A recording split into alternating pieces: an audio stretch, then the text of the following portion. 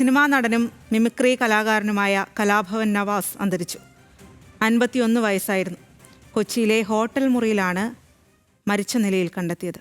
കലാഭവൻ നവാസ് 51 വയസ്സായിരുന്നു അദ്ദേഹത്തിനുണ്ടായിരുന്നത്. അദ്ദേഹം ഇന്ന് ചോറ്റാനിക്കരയിൽ ഒരു സിനിമയുടെ ഷൂട്ടിംഗ് നടന്നുകൊണ്ടിരിക്കുകയായിരുന്നു. അവിടുത്തെ വൃന്ദാവൻ എന്ന് പറയുന്ന ഹോട്ടലിലായിരുന്നു അദ്ദേഹം താമസിച്ചിരുന്നത്. അവിടെ വെച്ച് അദ്ദേഹത്തിന് നെഞ്ചുവേദന അനുഭവപ്പെട്ടു എന്നാണ് മനസ്സിലാക്കുന്നത്. ഉടനെ തന്നെ അദ്ദേഹത്തെ ആശുപത്രിയിലേക്ക് എത്തിച്ചു. പക്ഷേ അദ്ദേഹത്തിന്റെ മരണം ആശുപത്രിയിൽ വെച്ച് സംഭവിക്കുകയാണ് ഉണ്ടായത്.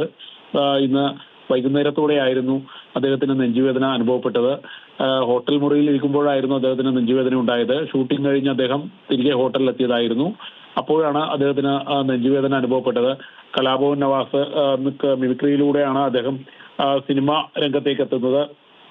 1995 പ്രദർശനത്തിലെത്തിയ ചൈതന്യം എന്ന ചിത്രത്തിലാണ് ആദ്യമായി അദ്ദേഹം അഭിനയിച്ചത്. പിന്നീട് നിരവധി ചിത്രങ്ങളിൽ ചെറുതും വലുതുമായ വേഷങ്ങൾ അദ്ദേഹം ചെയ്തിട്ടുണ്ട്. നമുക്കറിയാം, തില്ലാന തില്ലാന, മായാജാലം, മാൻഡ്രേക്ക്, മൈലാഞ്ചി, മുഞ്ചുള്ള വീട്, കസബ, മാട്ടുപ്പെട്ടി മച്ചാൻ എന്നിവ അദ്ദേഹം അഭിനയിച്ച ചിത്രങ്ങളിൽ എടുത്തു പറയേണ്ട ചിത്രങ്ങളാണ്. അദ്ദേഹത്തിന്റെ ചലച്ചിത്രതാര രഹ്നയാണ് അദ്ദേഹത്തിന്റെ ഭാര്യ. നമ്മൾക്കറിയാവുന്ന പോലെ തന്നെ വടക്കാഞ്ചേരിയിലായിരുന്നു അദ്ദേഹം ജനിച്ചത്. അദ്ദേഹം മിമിക്രിയിലൂടെയാണ് ഈ സിനിമാ രംഗത്തേക്ക് കടന്നു വരുന്നത്. നമ്മളെ ഏറെ ചിരിപ്പിച്ച കലാകാരൻ കൂടിയാണ് അദ്ദേഹം.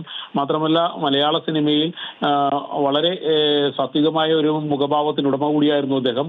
അതുകൊണ്ട് തന്നെ മലയാളികൾക്ക് ഏറെ സുപരിചിതനുമായിരുന്നു കലാഭവൻ നവാസ്. അദ്ദേഹത്തിന്റെ മരണവാർത്ത നേരത്തെ സൂചിപ്പിച്ചതുപോലെ തന്നെ ഇപ്പോഴും അത് വിശ്വസിക്കാൻ കഴിയുന്നില്ല എന്നുള്ളതാണ്.